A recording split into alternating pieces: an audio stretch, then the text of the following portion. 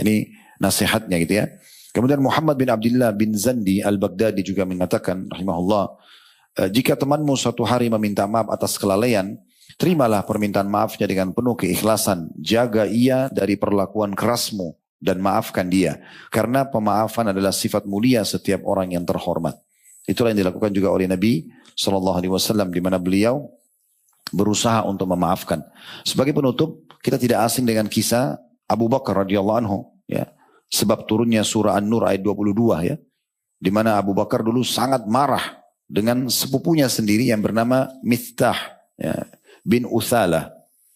Orang ini dia pernah kita sampaikan itu yang menyebarkan fitnah gosip tentang zinanya Aisyah dengan Safwan, padahal saya tidak benar. Orang ini hadir di Badr. Ahli Badr itu sebenarnya kedudukan tinggi, tapi dia lakukan gosip ini ya. Dan Abu Bakar membiayai hidupnya.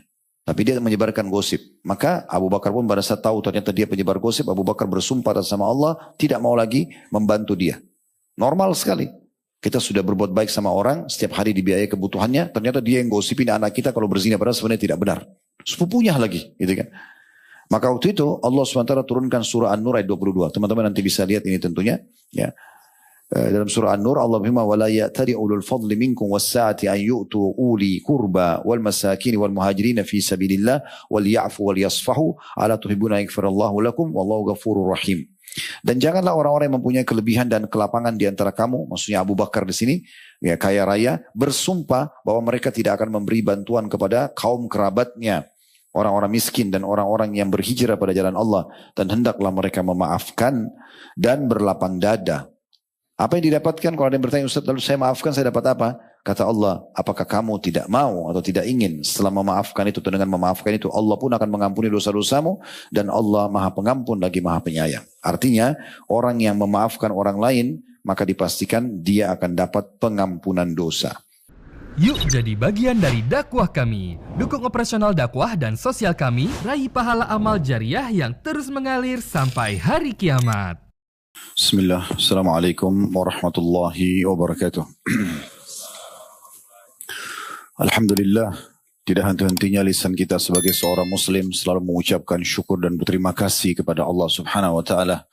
Selalu kami ingatkan diri kami dan jemaah sekalian sampai hari ini. Di malam ini kita baru menyelesaikan salat maghrib. Tidak bisa lagi dihitung nikmat Allah yang kita sudah nikmati dari makanan, minuman, oksigen, air, pakaian, dan segala macam hal yang akhirnya bisa membuat roda kehidupan kita bisa berjalan. Dan memang Allah maha benar dengan firman-Nya, wa in ta'uddu ni'matallahi la tuhsuha. Kalau kalian ingin coba menghitung nikmat Allah, kalian tidak akan pernah mampu untuk menghitungnya, karena terlalu banyak. Dan Allah Subhanahu wa taala membolehkan kita menikmati apa saja yang Allah siapkan sebagai fasilitas di muka bumi ini untuk roda kehidupan, selama halalan thayyiba, dibolehkan dan berkualitas, serta kita mensyukurinya.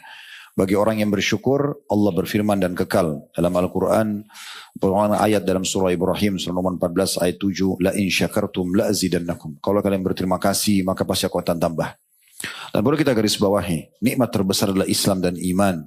Kalau dalam hati kita ada perasaan cinta terhadap Islam dan iman, selalu sibuk dari amal saleh, ketaatan kepada Allah Azza wa Jal, dan juga meninggalkan larangannya, berarti Allah menginginkan kebaikan buat kita. Dan semoga saja tentunya hadirnya kita bersama-sama di salah satu rumah Allah ini, kita melangkahkan kaki-kaki kita, meninggalkan aktivitas kita, dan sejenak duduk bersama-sama dalam majelis ilmu, termasuk dalam rangka bersyukuri nikmat Islam dan iman itu. Semoga Allah ikhlaskan niat. Alhamdulillah. Selanjutnya kita panjatkan salam hormat kita kepada manusia yang paling pantas untuk diberikan salam hormat dan jadikan sebagai suri tauladan. Dialah Nabi besar Muhammad sallallahu alaihi wa ala alihi wa sahbihi wasallam, sebagaimana Allah telah perintahkan kita untuk mengucapkan salam hormat tersebut. Pada malam ini seperti biasa teman-teman sekalian, harusnya di pekan ketiga kita ada inspirasi hijrah, tetapi karena cukup lama kajian kita sempat berhenti karena safar ini, maksudnya untuk kajian hari Rabu malam, karena kita tidak bisa online, harus offline, lebih tepatnya online juga bisa tentunya, tapi untuk semuanya total kita online kan itu tidak memungkinkan karena kapasitas masjid yang harusnya memang diisi, dan tidak semua jemaah juga saya lihat aktif di media. Maka hari ini kita lanjutkan bahasan dosa-dosa besar.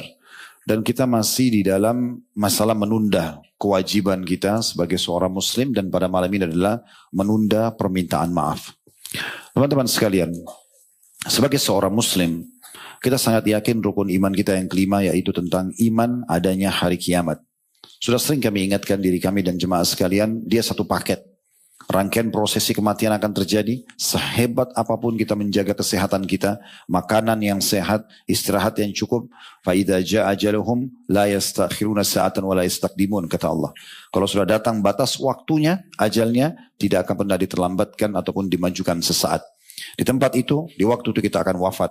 Kemudian mulailah berpindah ke alam barzah, dan ini bukan cerita dongeng. Pasti kita akan pindah ke alam kubur, dibungkus kain kafan, lalu disolati, dan kemudian dikuburkan. Dan akan ditinggal oleh semua orang-orang yang selama ini kita interaksi dengan mereka.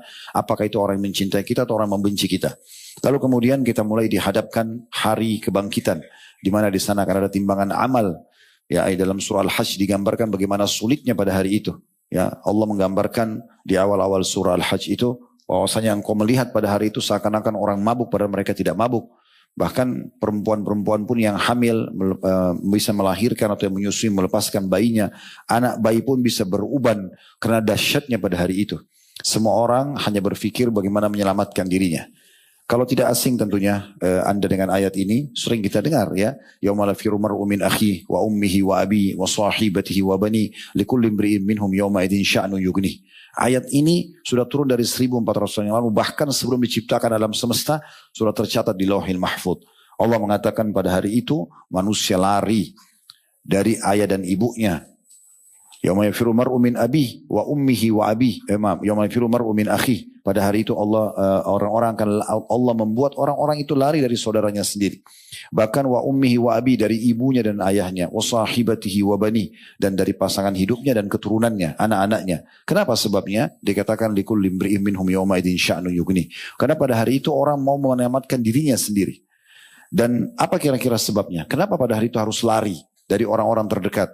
Kenapa Allah memberikan gambaran saudara, ayah dan ibu, pasangan hidup dan anak-anak? Kenapa mereka? Karena mereka yang sering interaksi sama kita. Semua ini disebabkan karena ketakutan kita akan ada masalah yang sempat terjadi selama di dunia, atau yang masalah yang terjadi selama di dunia, dan kita tidak sempat meminta maaf. Tidak sempat kita menyelesaikan perkara-perkara kita. Ini jadi masalah. Ada orang subhanallah, dia hanya berpikir sebatas di dunia. Dia tidak memikirkan apa yang tadi kita sampaikan itu. Seakan-akan hidupnya hanya selama di sini saja. Bagaimana hari ini saya makan, saya minum, saya bekerja, selesai. Dia tidak pernah memikirkan bahwasanya akan ada hari pembalasan. Sehingga di dunia ini dia tidak peduli. Mau ambil hak orang lain, dia makan yang bukan haknya, haram atau halal tidak penting bagi dia. Padahal semuanya akan diminta pertanggungjawaban. Dan itu nanti penentu. Setelah lolos di timbangan amal hari kiamat, maka baru bisa masuk ke dalam surga yang abadi. Ini harus dijadikan sebagai sebuah planning yang rapi, dimanage dengan begitu bagus supaya kita betul-betul bisa selamat. Sebab orang yang mengejar akhirat pasti dunianya akan aman. Karena orang mengejar akhirat itu pasti hidupnya akan sempurna. Karena dia akan berusaha selalu jujur, amanah, tanggung jawab, bakti sama orang tuanya, berbuat baik sama orang, dan tidak akan pernah masuk ke ranah orang lain. Misalnya menggibah, memfitnah, menggunjing, mencaci maki, menyakiti fisik, mengambil hak yang bukan haknya orang lain. Semua itu tidak akan terjadi karena orang tahu akan ada hisabnya. Itu salah satu manfaat adanya hari kiamat. Bahasan kita ini teman-teman sekalian akan beranjak dari hadis Nabi SAW, dan hadis ini hadis yang sangat mulia, dari hadis yang diriwayatkan oleh Al-Bazzar dan dinilai hasan oleh Syekh Albani. Dari Anas ibn Malik radhiyallahu anhu, beliau mengatakan bahwasanya Nabi SAW bersabda, "Al-zulmu thalatha." Kezaliman itu yang nanti akan dihisab oleh Allah hari kiamat ada 3. Fadzulmun la yakfiruhu Allah. Ada kezaliman yang tidak akan pernah Allah maafkan. Kalau selama di dunia dia tidak sempat bertaubat, tidak minta maaf sama Allah di dunia, maka di akhirat tidak akan pernah dimaafkan. Wa dzulmun yakfiruhu Allah. Ada kezaliman masih bisa dimaafkan oleh Allah. Ditimbangan amal hari kiamat pun. Nanti akan dijelaskan oleh Nabi SAW ini. Kemudian yang ketiga, wa dzulmun la yatrukuhullah. Dan ada kezaliman yang ketiga, Allah tidak akan biarkan. Atau Allah akan berikan hak orang yang terzalimi. Fa'amma dzulmul ladzi la yakfiruhullah fasyirk. Kalau kezaliman yang tidak akan pernah Allah maafkan di akhirat nanti, kalau di dunia tidak sempat maaf, minta maaf atau bertobat dari Allah, adalah kesyirikan. Dan ini tidak asing dalam surah Nisa, Allah ulangi 2 kali, innallaha la yaghfiru an yushraka bih. Allah tidak akan mengampuni orang yang berbuat kesyirikan kepadanya. Main dukun, jimat, percaya pada bintang-bintang, ramalan, segala macam hal ini, maka ini adalah kezaliman yang tidak akan dimaafkan oleh Allah Subhanahu wa taala. Kemudian yang kedua, fadzulm, ya. Wa amma dzulmu alladhi yakfiruhu Allah fadzulmul ibadi li anfusihim fima bainahum wa bain rabbihim. Kalau kezaliman yang masih kemungkinan Allah maafkanlah kezaliman yang dilakukan seorang hamba untuk dirinya sendiri. Maksudnya dia berbuat dosa selama di dunia. Selama dosa-dosa itu berhubungan dengan Allah SWT. Kayak misalnya dia melalaikan sholatnya secara malas-malesan, atau dia berzina, atau dia melakukan hal-hal yang melalaikan, ya, ibadah-ibadah kepada Allah SWT, atau berbuat maksiat yang tidak ada hubungannya sama manusia sebenarnya. Maka ini masih ada kemungkinan dimaafkan oleh Allah. Karena keyakinan ahli sunnah wal jamaah tentang masalah pelaku dosa besar itu tidak langsung dicap mereka masuk neraka di hari kiamat, tapi dikatakan tahta masyiatillah, di bawah keinginan Allah. Kata Nabi SAW, insya ghafarallah wa insya adzabah. Kalau Allah mau Allah hukum, kalau Allah mau Allah maafkan. Jadi bisa saja Allah maafkan pelaku zina, bisa saja tidak dimaafkan. Tapi dia masih di bawah naungan Allah Subhanahu wa taala, tergantung, ya. Dan pernah kita sampaikan salah satu tips yang sudah disampaikan, tips yang disampaikan Nabi SAW agar kita selamat hari kiamat, tidak membantah. Ya, apapun yang sudah ditegakkan argumentasi pada kita di mahkamah Allah hari kiamat, jangan dibantah. Karena itu pasti benar. Malaikat-malaikat mencatat semuanya. Walaupun tentu yang terbaik adalah tidak membawa dosa menuju ke akhirat. Kemudian yang ketiga ini jadi saksi bahasan kita. Kata Nabi SAW, wa amma dzulmul ladzi la yatrukuhu Allah fa dzulmul ibadi ba'dihim ba'dha. Sementara kezaliman yang tidak kena Allah biarkan tetap akan dihisap sampai tuntas, yaitu kezaliman hamba terhadap hamba yang lainnya, hatta yudabbira li ba'dihim ba'dha, sampai benar-benar Allah menuntaskan urusan di antara mereka. Jadi dari hadis ini kita bisa lihat teman-teman sekalian, bahayanya kalau seseorang itu punya masalah dengan orang lain. Jadi selama bukan hak kita, selama tidak ada urusan sama kita, gak usah intervensi. Mau tahu orang pakai baju apa, kenapa dia pilih merek mobil itu, kenapa dia tinggal di sana, kenapa ini. Ada orang subhanallah hidupnya itu aja kerjanya. Selalu mencari tahu kenapa orang ini, kenapa orang itu. Sementara dia sendiri masih punya banyak kekurangan-kekurangan. Ini berbahaya, akan datang nanti hisabnya pada hari kiamat. Jadi harus hati-hati sekali. Kalau orang lain yang menzalimi kita, itu malah kita bisa pesta di hari kiamat kalau dia tidak sempat minta maaf. Malah kita panen pahalanya. Makanya sebagian salah pernah digibah oleh seseorang, kemudian dia baru membeli kurma yang sangat ranum, dia suruh murid-muridnya antar ke rumah orang tersebut, sampaikan terima kasih kepada dia karena dia akan berbagi pahalanya untukku pada hari kiamat. Tapi jangan kita yang masuk ke ranah orang lain. Makanya hadis Nabi SAW ini mulia juga dalam hadis Bukhari Muslim, min husni islamil mar' tarkuhu ma la ya'ni. Termasuk kesempurnaan Islam seseorang adalah meninggalkan apa yang bukan urusannya. Gak usah ikut campur dengan urusan orang lain, kecuali sudah masuk ranah kita. Kalau kita lihat dia berbuat ma'ruf kebaikan, kita mau berikan dukungan supaya kita dapat pahala misalnya, oke. Atau dia buat kemungkaran depan mata, oke, kita masih bisa masuk intervensi ke situ untuk kita berikan nasihat. Tapi kalau kita tidak tahu menahu tentang seseorang, tidak usah kita sengaja masuk ke medianya, tidak usah kita sengaja mencari tahu, memata-matai dia. Sampai pernah kita jelaskan, memata-matai saja dosa besar. Kita kalau ngintip rumah orang, lalu pemilik rumah itu sengaja merusak mata kita, maka pemilik rumah tidak berdosa. Begitu dijelaskan dalam hadis. Jadi saking pentingnya untuk tidak ikut campur kepada urusan orang. Makin kita tidak tahu banyak tentang kesalahan orang, makin bagus. Karena kita makin lepas hisab. Tapi kalau makin banyak kita bertanya kepada seseorang, akhirnya dia bercerita, dan ataupun kita mengetahui hal-hal tentang dia, maka kita harus tegakkan amar ma'ruf nahi mungkar. Maka ini teman-teman sekalian penting untuk digarisbawahi. Ya. Bahkan pada orang-orang terdekat kita. Pertanyaan, apakah seorang suami atau istri harus tahu segala sesuatu tentang suami atau istrinya? Jawabannya tidak. Tidak perlu, gitu kan? Kecuali memang hal-hal yang berhubungan dengan ranah kita, hak kita. Saya misalnya sebagai suami ya, apa yang merupakan hak saya? Oke, saya perlu mengetahui. Saya perlu sampaikan kepada istri saya, gitu kan? Tapi kalau sesuatu tidak tahu, seperti orang sekarang banyak selalu pusing untuk memeriksa isi handphone, mencari tahu apakah pasangannya jujur atau tidak. Bahkan saya lihat banyak aplikasi sengaja untuk membongkar, mencari tahu tentang di mana pasangannya. Ini mencari masalah dalam hidupnya. Untuk apa? Ya.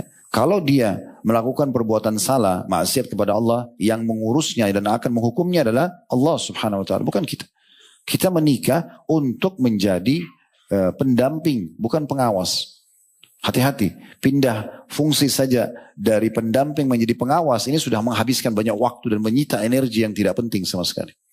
Makanya saya membahasakan kepada istri saya tidak perlu mencari tahu apa-apapun di handphone kamu. Saya tidak perlu cari tahu itu. Saya cuma ingatkan bertakwa pada Allah, karena Allah telah menitipkan malaikat yang akan mengawasi. Kalau kamu salah, walaupun bisa dirahasiakan kepada saya, tetap akan dihisab oleh Allah. Allah punya cara. Begitu juga untuk ibu-ibu. Dia kalau harus taruh kamera di mobilnya, harus cari tahu ini dan itu misalnya, akhirnya habis umurnya untuk itu. Ya, untuk apa? Gitu. Makanya kaidah dasarnya menikahlah dengan orang-orang yang beriman. Begitu juga dengan pekerjaan. Carilah komunitas orang-orang yang baik, ya, beragama, orang yang jujur. Sehingga kita tidak perlu banyak menghabiskan energi dengan hal-hal yang seperti ini. Nah ini maksudnya. Dan kezaliman-kezaliman ini memang dilarang. Sebagaimana hadis yang sudah kita tahu, riwayat Muslim dan Tirmidzi juga Ibnu Majah. Hadis yang panjang, hadis qudsi. Allah SWT mengatakan, ya ibadi inni haramtu dhulma ala nafsi wa ja'altuhu bainakum muharraman fala tadhalamu. Wahai hamba-hambaku, aku telah jadikan kezaliman itu haram buat diriku sendiri. Masuk kerana orang lain mencari tahu tentang kekurangannya dan segala macam. Allah sendiri melarang. Allah tidak akan menzalimi orang, dan aku mengharamkan kezaliman juga itu di antara kalian. Maka jangan kalian saling menzalimi. Juga kita tahu hadis Nabi SAW riwayat Bukhari. Kata beliau, man kanat lahu mazlamatun li akhihi. Siapa saja yang berbuat zalim kepada saudaranya, falyatahallalhu minhu al-yawm qabla an la yakuna dinarun wala dirham. Harus segera dia meminta kehalalannya, minta maaf maksudnya, ya. Sebelum datang hari, maksudnya hari kiamat, tidak ada manfaatnya lagi dinar dan dirham. In kana lahu amalun salih ukhidha minhu biqadri madlamatihi. Kalau dia punya kalau dia punya amal saleh, akan dipakai bayar dan ditebus untuk orang yang dia zalimi nanti di akhirat sesuai dengan kadar kezalimannya. Wa in lam takun lahu hasanat. Tapi kalau dia tidak punya pahala yang cukup untuk membayar kezalimannya, ukhidha min sayyiati sahibihi fahumila alaihi. Maka akan diambil dari dosa-dosa saudaranya, orang yang dia zalimi, kemudian akan ditimpahkan kepadanya. Oleh karena itu teman-teman sekalian, hati-hati sekali. Berhubungan dengan manusia ini tentu ada tingkatan-tingkatannya. Kalau kita masuk ke ranah perusakan citra, ghibah, fitnah, maka ini caranya taubat kepada Allah. Yang pertama, harus, karena ini dosa besar.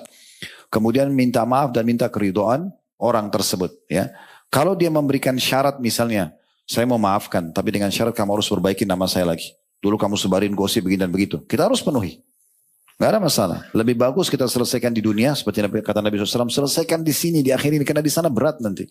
Ya, dalam riwayat lain sahabat mengatakan, ya Rasulullah, kalau gitu apa nanti di sana? Kalau tidak bisa bayar negosiasi dengan harta, kata Nabi SAW, amal solehmu atau dosanya dia? Ini negosiasinya gak gampang. Dan yang jadi masalah teman-teman, kita tidak pernah tahu, misalnya sekali kita gosipin saudara kita ini, misal contoh dibayar dengan 10 sholat, kita gak pernah tahu. Mungkin dibayar dengan 1000 sholat. Makanya Nabi SAW di sini ikutkan dengan apa? Kalau tidak cukup pahalanya. Kalau orang hidup 70 tahun dia ibadah misalnya. Nabi masih masuk hadis ini. Kalau dia tidak cukup pahalanya, gimana caranya? Diambil dari dosa-dosa orang tersebut. Dia yang zina, dia yang buat dosa, kita yang tanggung di neraka. Ini kan berat. Makanya harus dijadikan sebagai perhatian khusus ini. Ya, masalah-masalah seperti ini. Begitu juga tentunya kalau berhubungan dengan masalah pengambilan produk. Produk itu seperti kita pernah mengambil barangnya, maka kita punya kewajiban taubat kepada Allah, meminta maaf pada dia, plus yang ketiga mengembalikan produknya, kecuali dia halalkan. Kita pernah ambil pensil, pulpen, baju, segala macam itu ya. Kemudian kalau itu adalah penyakitan fisik, ada kisos, kita pernah tonjok orang, ya, pernah jambak rambutnya, pernah tendang dan segala macam, ini nggak boleh, ya. Oleh karena itu teman-teman tidak usah sok jagoan berantem-berantem, ya, nggak perlu. Apalagi tawuran-tawuran, wah itu parah banget itu, ya. Karena betul-betul dia banyak memukul orang sana, bahkan dia tidak tahu, cuma ikutin kelompoknya saja. Nah, ini berapa banyak kezaliman yang bisa terjadi. Apalagi kalau orang itu sampai wafat, bagaimana caranya dia minta maafin? Walaupun ada solusi yang disampaikan oleh para ulama, sebagai nanti kita sampaikan insya Allah di akhir sesi kita. Nah kalau yang paling terbaik adalah kisos. Sebagaimana Nabi SAW contohkan, beliau mengatakan pada saat di akhir wafatnya, ini adalah harta Muhammad. Beliau mengatakan nama beliau SAW dan mengatakan ini harta Rasulullah. Dan ini adalah jasad Muhammad. Siapa yang pernah aku ambil hartanya, siapa yang pernah aku sakiti fisiknya, maka silakan. Sebelum nanti ada kisos. Gitu. Sebelum nanti ada balasan di hari kiamat. Dan kita juga pernah sampaikan riwayat Nabi SAW mendatangi rumah Ummu Salamah. Kemudian beliau sambil memegang siwak. Menggunakan siwak. Biasa tradisi beliau SAW kalau masuk rumah bersiwak. Beliau panggil-panggil pembantunya Ummu Salamah. Ada pembantunya tidak menjawabnya. Lalu Nabi SAW, Ummu Salamah pun akhirnya ke kamar pembantu itu, ternyata pembantu lagi bermain dengan anak domba. Maka Ummu Salamah mengatakan, kenapa saya mendengar Nabi SAW memanggil-manggilmu tapi kau tetap di sini sibuk dengan bermain dengan anak domba? Dia mengatakan, saya tidak dengar. Lalu dia terburu-buru lari kepada Nabi SAW dan mengatakan, demi zat yang mengutus anda dengan benar, maksudnya demi Allah, sesungguhnya aku tidak mendengar. Lalu Nabi SAW sambil goyangin kayu siwak mengatakan, kalau bukan karena kisos, nanti hari kiamat, kalau saya pukul kamu misalnya dalam keadaan zalim, maka saya juga akan dihukum nanti fisik saya hari kiamat. Maka saya akan pukul kamu dengan kayu siwak ini.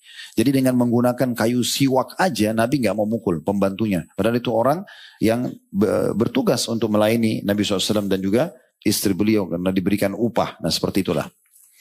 Terlalu banyak ayat-ayat Al-Quran yang melarang kita berbuat kezaliman ya pada orang lain. Selain tadi ayat yang sudah kita baca, orang hari kiamat lari dari saudaranya, ibunya, ayahnya. Bayangkan ya, kita selalu interaksi sama ibu dan ayah, berapa banyak dosa-dosa kita. Makanya kalau ada saudara anda selalu maafin saya, ibu dan bapak tolong maafin saya kalau saya ada salah. Sebutin aja, permintaan maaf itu sudah sangat bagus ya. Dan ada ayat-ayat lain seperti misalnya ayat dalam surah Hud ayat 18, Allah mengatakan ala la'natullahi ala zalimin. Ya, ingatlah kata Allah, sesungguhnya laknat Allah akan ditimpakan kepada orang-orang zalim. Salah satu makna laknat, jauh dari rahmat Allah. Atau diangkat keberkahan hidupnya. Ya, walaupun melimpah macam-macam hal yang dia dapatkan dari kayak harta dunia ini, maka tidak akan pernah membuat dia puas. Ada saja masalahnya. Ini ayat juga ancaman. Dan termasuk dalam kezaliman adalah tadi di 3 hal di manusia itu. Bisa merusak citranya, bisa saja mengambil hartanya, atau bahkan menyakiti fisiknya. Begitu juga Allah Subhanahu wa taala mengingatkan bahwasanya dosa-dosa seperti ini bisa saja Allah hukum di dunia sebelum di akhirat. Karena beratnya. Ada orang yang sudah akumulasi. Terlalu banyak dia buat kezaliman dalam keseharian. Tiap hari cuma tahu gosipin orang. Tiap hari cuma tahu fitnah orang. Tiap hari cuma tahu caci maki orang. Tiap hari hanya jadi preman, mukul sana, mukul sini. Tiap hari cuma mau menipu, mengambil harta orang lain yang tidak halal buat dia. Ini kalau akumulasi begini, ini bisa saja Allah hukum di dunia sebagai bagian kecil dari yang akan dia dapatkan nanti di akhirat. Allah menggambarkan masih dalam surah Hud, kalau tadi ayat 18, ini ayat 102-nya, wa kadzalika akhdhu rabbika idza akhadhal qura wa hiya zalimah inna akhdahu alimun syadid. Dan begitulah azab Tuhanmu apabila dia Allah mengadab penduduk negeri-negeri yang berbuat zalim, sungguhnya azabnya Allah sangat pedih lagi keras. Nah ini perlu digarisbawahi ya, bahwasanya kita kalau sudah masuk ke ranah zalim, misal ada garis, kita gambarkan garis, itu kezaliman. Kita kalau masuk walaupun cuma sedikit, kita sudah kena ancaman ayat ini. Artinya bisa saja Allah hukum kita dan bergabung 2 hal. Alimun syadid. Menyakitkan hukuman itu dan keras. Nah ini hati-hati. Ya Allah Subhanahu wa ta'ala kalau menyiksa orang-orang zalim. Pernah diceritakan di Saudi, ada satu orang masuk rumah sakit termasuk orang kaya raya. Orang ini setiap kali muncul penyakitnya teriak, hampir satu rumah sakit semua dengarkan, gitu kan. Maka menjadi heboh pada saat itu. Ini orang sakit apa? Dokter pun belum menemukan sakitnya apa, tapi dia punya penyakit yang kalau datang dia kesakitan. Ya, nanti hilang lagi, datang lagi, seperti itulah. Sampai akhirnya dia dalam kondisi sudah tidak tahan lagi dan sempat dia sering teriak aja. Pada saat dia ada jeda waktu di mana dia tenang, lalu dia sempat sebut nama orang gitu. Nah kebetulan nama yang disebut ini memang masih kerabatnya sendiri dan ada orang yang sedang jenguk dia kenal orang itu. Maka kemudian ditelepon orang tersebut. Kamu kenal si fulan enggak? Iya, kan masih ada hubungan kerabat. Dia sekarang lagi dirawat di rumah sakit dan dia selalu kesakitan. Dia menyebut nama kamu. Ada masalah enggak? Maka orang itu mengatakan, ya dia terlalu banyak masalah. Semoga Allah membuatnya bermasalah dalam hidupnya. Jadi orang yang zalim ini sudah membaca doa seperti itu. Dan kita tahu hadits Nabi SAW. Hati-hati dengan doanya orang zalim karena tidak ada hijab antara dia sama Allah. Jadi dia kesakitan gara-gara kezaliman yang dilakukan. Untuk apa? Untuk makanan yang kita ambil, untuk sebidang tanah yang kita ambil misalnya, atau untuk pakaian, atau untuk karena berbangga-bangga dan sombong menjatuhkan citra orang lain, menghinanya misalnya. Sementara bisa saja siksaan Allah datang. Apalagi kalau komplotan. Dia, suaminya, atau istrinya, sama anaknya, atau sama teman-temannya, semuanya melakukan kezaliman tersebut, ini semuanya akan kena. Ya. Ini berbahaya sekali. Jadi kita harus tahu teman-teman, sifat Allah Rahmanur Rahim, Maha Pengasih, Maha Penyayang bagi orang-orang yang patuh. Kalau kita rasionalkan di perusahaan, tentu owner perusahaan akan baik kepada pegawai yang prestasi. Nah, begitu rasionalnya ya. Begitu juga orang yang berbuat salah, bukan masuk ke Rahmanur Rahim, tapi syadidul iqab. Allah maha berat siksaannya, alimun syadid. Ini dikatakan siksanya itu sangat pedih dan keras gitu. Itu yang kita pegangi. Sehingga kita tidak berani masuk kerana hal-hal yang melanggar agama. Gitu. Lagian juga untuk apa kita masuk kerana orang lain teman-teman, sementara Allah sudah membagi rezeki dengan baik. Ya. Selama kita berbuat kezaliman, berbuat kesalahan teman-teman sekalian, tidak ada penolong buat kita. Kalau ada teman 1-2 orang yang mendukung kita, Allah bisa balik keadaan mereka jadi musuh-musuh kita. Berapa banyak orang yang berbuat zalim, mereka komplotan, setelah berhasil misinya ternyata akhirnya mereka saling bermusuhan, bahkan saling bunuh-membunuh. Gitu kan? Dan berapa banyak orang yang terzalimi, Allah berikan kemenangan, karena kebenaran pasti akan menang. Walaupun kita cuma sendirian. Itu berapa banyak diberikan kelebihan dan kebahagiaan di dunia justru karena adanya permasalahan-permasalahan yang dia sabari pada saat menimpa hidupnya. Di dalam surah Ghafir ayat 18 Allah mengatakan ma lidh-dhalimina min hamimin wala syafi'in yuta'.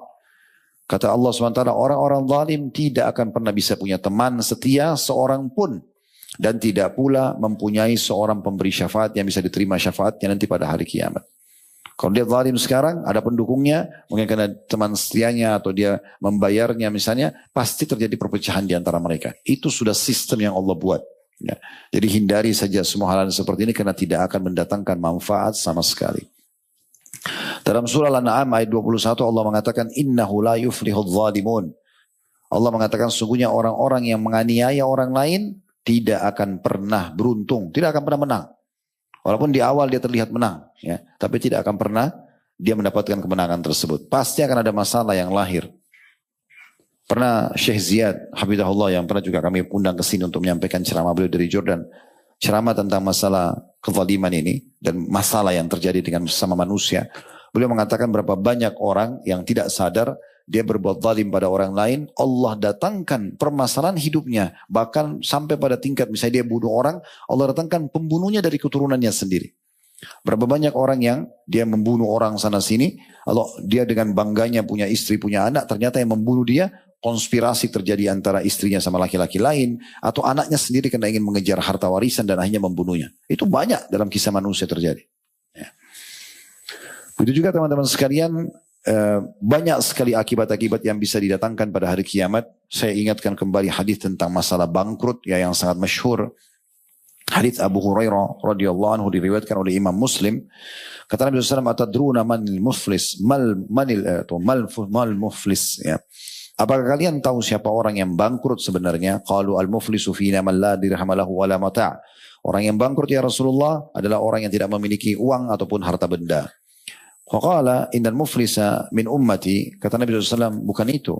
Orang yang bangkrut dari umatku adalah ya'ti yaumal qiyamati bi salatin. Akan datang orang membawa pahala solatnya lengkap. Wasiyamin, dan pahala puasa juga. Wazakatin, dan pahala zakat. Wa ya'ti waqad syatama hadha. Yang pertama Nabi sampaikan ini. Tapi satu sisi dia datang, dia pernah mencaci maki orang ini. Nah tadi itu. Poin pertama tadi dari masalah dengan orang lain adalah mencaci maki, menggunjing dan segala macam. Wa kadzafa hadza, dan dia juga pernah mencela orang ini. Wa akala mala hadza, dan dia pernah memakan harta orang yang itu. Wa safaka dama hadza, dan dia pernah menumpahkan darah orang yang ini. Wa daraba hadza, bahkan dia pernah memukul juga orang yang itu. Fayu'ta hadza min hasanati. Maka orang-orang yang nuntut ini digagi, diberikan pahala-pahala dia. Wa hadza min hasanati, yang ini juga dari pahala-pahalanya. Semua dikasih. Fa in faniyat hasanatu qabla an yuqda ma alaihi. Kalau ya, pahala-pahalanya sudah habis sementara masih banyak orang yang dia harus berikan diganti kebaikan dengan kebaikannya, maka ukhidha min khatayahum, maka akan diambil dari dosa-dosa mereka, faturihat alaihi, dan dibebankan padanya, thumma turiha finnar, lalu dia akan dilemparkan ke dalam api neraka. Masalah yang lain adalah selain nanti kita akan bangkrut pada hari kiamat karena banyaknya masalah dengan manusia. Ingat ya, masalah sama satu orang saja sudah cukup menghabiskan pahala kita semua hari kiamat. Tergantung kezaliman yang kita buat. Bagaimana kalau orang punya masalah dengan 10 orang? Bagaimana kalau 100 orang? Dan Anda mungkin mengatakan, tapi saya tidak punya musuh 100 orang Ustaz. Bisa akumulasi.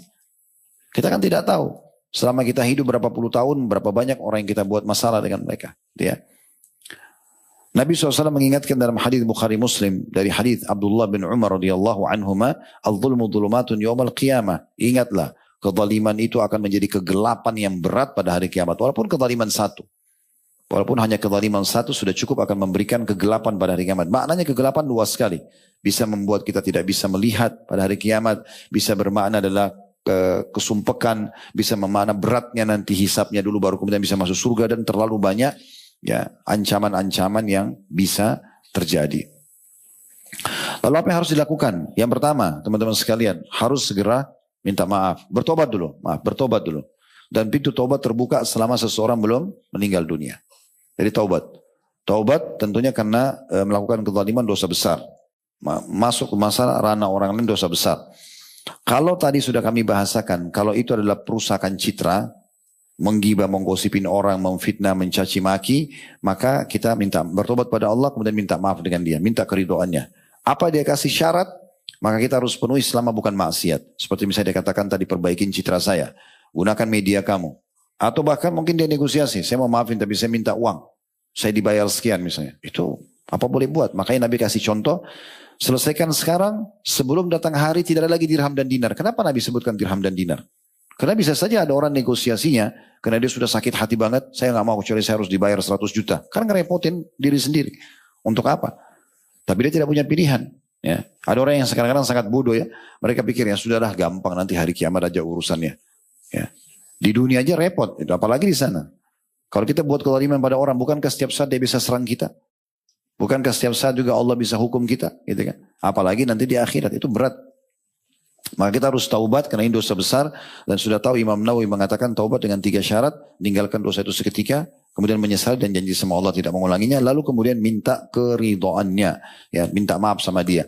Hadis tadi yang sudah kita sebutkan ya. Siapa yang punya masalah, kezaliman terhadap saudaranya, dia harus segera meminta kehalalannya. Kemudian dikatakan oleh Ibnu Qayyim rahimahullah sebuah statement berhubungan dengan masalah hadis ya. Yang tadi, siapa yang punya masalah kezaliman dengan saudaranya, dia harus ya. Apakah itu dengan citranya? Saya bacakan dulu hadisnya. Man kanat lahu madhlamatun li akhihi min 'irdihi. Begitu hadis yang riwayat Bukhari.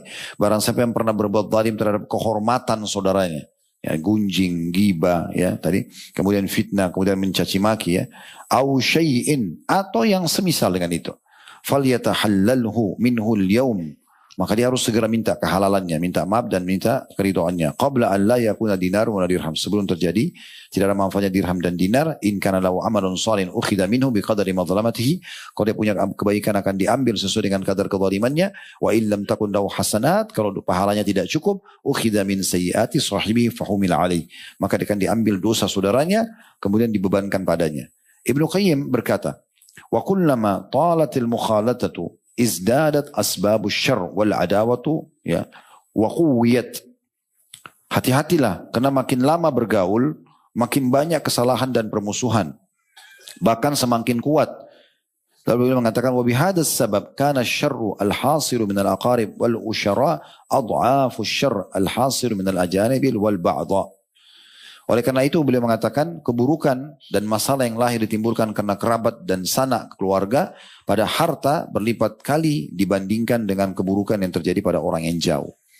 Bukan di sini beliau mengatakan misalnya, oh kalau gitu kita jangan interaksi sama keluarga atau teman-teman dekat. Bukan. Tetapi beliau mengatakan hati-hati kalau kita lama interaksi sama orang dan kita tidak mengontrol diri kita, maka kita bisa masuk ke ranah dia dan akhirnya menjadi masalah buat kita pada hari kiamat. Nah ini hati-hati. Suami istri hati-hati, orang tua sama anak hati-hati, saudara sama saudaranya hati-hati, ini semua hati-hati. Ya. Sekarang tinggal permasalahan ya teman-teman sekalian. Bagaimana kalau kita minta maaf dan tidak dimaafkan? Kita sudah coba minta maaf. Dia nolak, saya tidak mau. Apa yang harus kita lakukan? Ulama sepakat mengatakan dia ulangi maafnya. Jangan juga kita gengsi. Saya sudah minta maaf, dia tidak mau maafin, sudahlah terserah dia. Nggak bisa. Kita ulangi permohonan maaf kita. Kita lebih tulus lagi. Terus ditambah dengan kita berdoa sama Allah supaya Allah bukain hati dia, supaya dia bisa menerima, gitu ya. Jadi kita minta agar permohonan maaf ini bisa diterima. Dan tentu ada perintah juga dalam agama bagi orang yang memiliki hak, kalau dia tahu saudaranya sudah tulus minta maaf, misalnya, maafin saya gitu ya, saya betul-betul merasa bersalah misalnya ya. Berapa kali orang datang di pengajian sini, Ustaz tolong maafin saya Ustaz, saya pernah menggibah Ustaz, saya belum tahu dan segala macam. Oke, tidak ada masalah. Asal dia tulus gitu ya. betul-betul dia datang minta maaf. Dan umumnya orang-orang datang minta maaf itu karena ketulusan. Atau dia datang, saya minta maaf dulu, saya pernah ambil ini, saya pernah menipu Anda, tapi ini uangnya saya kembalikan. Ya udah terima saja. Itu kebaikan gitu ya. Karena Allah mengatakan wal afina anin nas, dan orang yang suka memaafkan orang lain. Ada hadis yang diriwayatkan oleh Ibnu Hibban, Ibnu Majah, Abu Daud dan Tabarani. Ulama-ulama ini menyebutkan, namun hadis ini memang dilemahkan oleh Syekh Albani. Tapi ulama-ulama hadis ini mereka berpegang pada hadis ini. Ya, mereka tidak semuanya melemahkannya. Karena dia berbau sebuah ancaman, maka saya bacakan. Gitu ya. Ya, di mana Nabi SAW mengatakan, man i'tadzara ila akhihi bima'dzira falam yakbalhu kana alaihi mithlu khati'ati sahibi maks. Barang siapa yang meminta maaf kepada saudaranya dengan suatu alasan, lalu saudaranya itu tidak mau menerima maafnya, tidak ada udurnya dia. Misal dia sudah minta maafin saya, betul-betul saya merasa bersalah, dia tulus gitu. Enggak, saya mau maafin kamu. Ini ada ancaman bagi orang yang tidak mau memaafkan ini. Kenapa dia tidak mau memaafkan? Gitu kan? Jadi tidak ada istilah dendam, sakit hati, udah cukup. Orang minta maaf, orang bertobat. Bisa saja dengan kita maafkan, dia lapang dadanya, dia lebih enak beribadah, ini kita dapat panen juga pahalanya gitu kan. Kata Nabi SAW, barang siapa yang meminta maaf kepada saudaranya dengan suatu alasan, saudaranya ya tidak memberikan maaf, ya, atau maaf saya ulangi lagi, barang siapa yang meminta maaf kepada saudaranya dengan suatu alasan, lalu saudaranya tidak menerima maafnya, maka orang yang tidak menerima maaf tersebut akan menanggung dosa seperti dosa pemungut pajak yang zalim. Ini kan dosa besar juga, gitu ya. Jadi harus hati-hati sekali. Kemudian ada hadis yang lain juga dilemahkan oleh Syekh Albani. Nama hadis ini disebutkan oleh Al-Hakim dalam kitab Mustadraknya, ya, kata Nabi SAW, afwa an nisa'in nasi ta'ifu nisa'ukum, maafkanlah kesalahan wanita orang lain. Kalau orang-orang berbuat salah, maka wanita kalian juga akan terjaga. Wabarru aba'akum tabarru abna'akum, dan berbaktilah pada orang tua kalian, maka tabarrakum abna'akum, maka anak-anak kalian juga akan bakti pada kalian. Wa man atahu akhuhu mutanassilan, ya, faliyakbal dzalika min, dan barang siapa yang kedatangan saudaranya dengan tulus sekali, dia mau minta maaf gitu ya, maka hendaklah dia menerima permohonan maafnya. Muhikkan kana am mubtila, apakah dia memang benar ataupun dia dalam kondisi salah, yang penting dia sudah minta maaf. Fa in lam yaf'al lam yarid alayyal haud, kalau dia tidak kerjakan maka dia bisa saja tidak akan pergi ke haudku, ke telagaku. Ini hadis ini ditanggapi oleh Ibnu Hibban. Beliau mengatakan, wajib bagi orang yang berakal ketika saudaranya meminta maaf kepadanya atas suatu kesalahan yang terjadi atau kelalaian yang pernah terjadi, hendaklah menerima permintaan maaf tersebut dan menganggapnya seolah-olah tidak pernah terjadi. Karena siapa saja yang diminta maaf oleh saudaranya tapi tidak menerima, kata beliau Ibnu Hibban bilang, aku khawatir nanti dia tidak akan mendapatkan ya telaga atau minum dari telaga Rasulullah sallallahu alaihi wasallam. Ini nasihatnya gitu ya. Kemudian Muhammad bin Abdullah bin Zandi al-Baghdadi juga mengatakan rahimahullah, jika temanmu suatu hari meminta maaf atas kelalaian, terimalah permintaan maafnya dengan penuh keikhlasan. Jaga ia dari perlakuan kerasmu dan maafkan dia. Karena pemaafan adalah sifat mulia setiap orang yang terhormat. Itulah yang dilakukan juga oleh Nabi SAW, di mana beliau berusaha untuk memaafkan. Sebagai penutup, kita tidak asing dengan kisah Abu Bakar radhiyallahu anhu, ya. Sebab turunnya surah An-Nur ayat 22 ya. Di mana Abu Bakar dulu sangat marah dengan sepupunya sendiri yang bernama Miftah ya, bin Uthalah. Orang ini dia pernah kita sampaikan itu yang menyebarkan fitnah gosip tentang zinanya Aisyah dengan Safwan, padahal saya tidak benar. Orang ini hadir di Badr. Ahli Badr itu sebenarnya kedudukan tinggi, tapi dia lakukan gosip ini ya. Dan Abu Bakar membiayai hidupnya. Tapi dia menyebarkan gosip. Maka Abu Bakar pun pada saat tahu ternyata dia penyebar gosip, Abu Bakar bersumpah atas nama Allah, tidak mau lagi membantu dia. Normal sekali. Kita sudah berbuat baik sama orang, setiap hari dibiayai kebutuhannya, ternyata dia yang gosipin anak kita kalau berzina, padahal sebenarnya tidak benar. Sepupunya lagi, gitu kan. Maka waktu itu Allah SWT turunkan surah An-Nur ayat 22. Teman-teman nanti bisa lihat ini tentunya. Ya. Dalam surah An-Nur Allah berfirman wala ya'tari ulul fadli minkum was-sa'ati an yu'tu uli qurba wal masakin wal muhajirin fi sabilillah wal ya'fu wal yasfahu ala tuhibbuna yaghfirallahu lakum wallahu ghafurur rahim. Dan janganlah orang-orang yang mempunyai kelebihan dan kelapangan di antara kamu, maksudnya Abu Bakar di sini, ya kaya raya, bersumpah bahwa mereka tidak akan memberi bantuan kepada kaum kerabatnya, orang-orang miskin dan orang-orang yang berhijrah pada jalan Allah, dan hendaklah mereka memaafkan dan berlapang dada. Apa yang didapatkan kalau ada yang bertanya, Ustaz lalu saya maafkan saya dapat apa? Kata Allah, apakah kamu tidak mau atau tidak ingin setelah memaafkan itu, dengan memaafkan itu Allah pun akan mengampuni dosa-dosamu, dan Allah maha pengampun lagi maha penyayang. Artinya orang yang memaafkan orang lain maka dipastikan dia akan dapat pengampunan dosa. Dia akan dapat pengampunan dosa. Tentu juga selain dari pengampunan juga dapat pahala. Karena memaafkan orang lain adalah bagian daripada pahala. Sekaligus secara kejiwaan mengobati hati kita. Menghilangkan rasa jengkel dan segala macam. Berapa banyak orang yang tadinya tidak baik, tapi setelah dia hijrah, dia taubat menjadi orang yang baik. Gitu kan? Seperti itu, Allahu a'lam. Baik bagi saya teman-teman sekalian, semoga Allah selamatkan kita dari semua pelanggaran agama dan memaafkan kalaupun kita pernah melakukan kesalahan-kesalahan yang lalu, dan semoga Allah sibukkan kita ke depannya dengan amal-amal saleh dan diberikan kesempurnaan ilmu, iman dan amal saleh tentunya, dan juga semoga Allah satukan kita kelak di surga firdausnya tanpa hisab. Subhanakallahumma bihamdika asyhadu an la ilaha illa anta astaghfiruka wa atubu ilaik. Wassalamualaikum warahmatullahi wabarakatuh.